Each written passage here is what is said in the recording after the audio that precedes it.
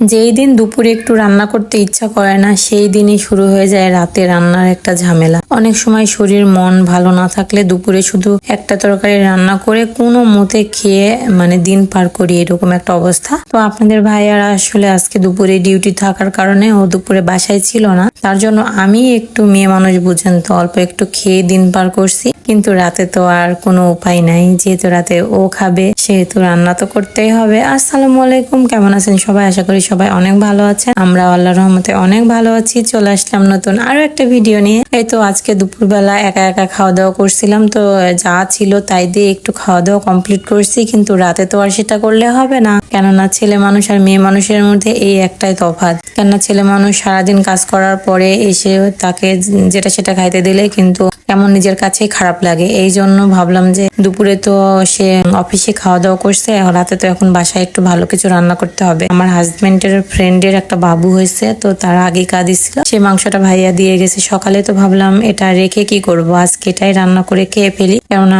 খাসির মাংস বেশি দিন থাকলে আবার কেমন একটা গন্ধ হয়ে যায়। তো ভাবলাম যে একটু রান্না করি, তো যে কথা সেই কাজ। ফ্রিজ খুলে বের করে নিয়ে এসে ভিজায় রান্না শুরু করে দিচ্ছি।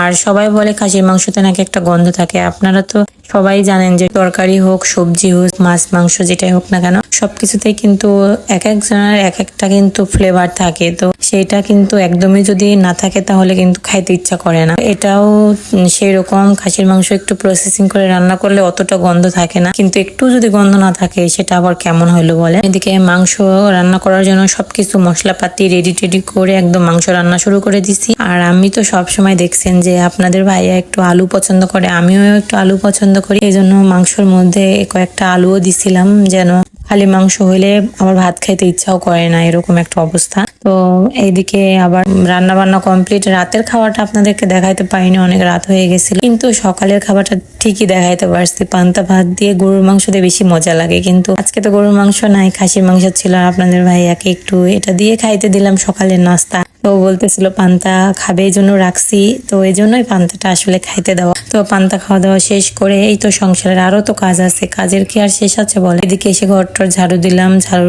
বিছনা টিছনা সব গুছাই নিলাম। এটা তো আমাদের রেগুলার কাজ করতেই হবে, এটা থেকে মুক্তি পাওয়ার কোনো উপায় নেই। হোক আলহামদুলিল্লাহ, আমার ভালো লাগে, আমার কাজ আমাকে করতেই ভালো লাগে। তো এদিকে ঘরটার গুলো একটু মুছেও নিলাম, 2-1 দিন হয়ে গেল মুছা হয়নি। বললাম না অনেক বালি হয়, ধুলা বালি পরে বাসায়, এই জন্য প্রায় প্রতিদিনই মুছতে হয়। কিন্তু 2 দিন হলো একটু শরীরটা খারাপ লাগতেছিল, ওই জন্য মুছা হয়নি। তো ভাবলাম আজকে একটু বাসাটা একটু মুছে নিই, তো মুছে নিলাম। আর এদিকে আবার আপনাদের ভাইয়া আমার জন্য আইসক্রিম নিয়ে আসছে। আসলে সারাদিন কাজ করার পরে যখন এইরকম একটু ভালোবাসার জিনিস পাওয়া যায় তখন তো আর কিছুই লাগে না। সারাদিন কাজ করলাম, কাজ করার পরে একটু আইসক্রিম খাইলাম, মনটা ভালো হয়ে গেল। আজকের ভিডিওটা কেমন লাগলো অবশ্যই জানাবেন, ভালো লাগলো অবশ্যই লাইক কমেন্ট শেয়ার করতে ভুলবেন না। আল্লাহ হাফেজ।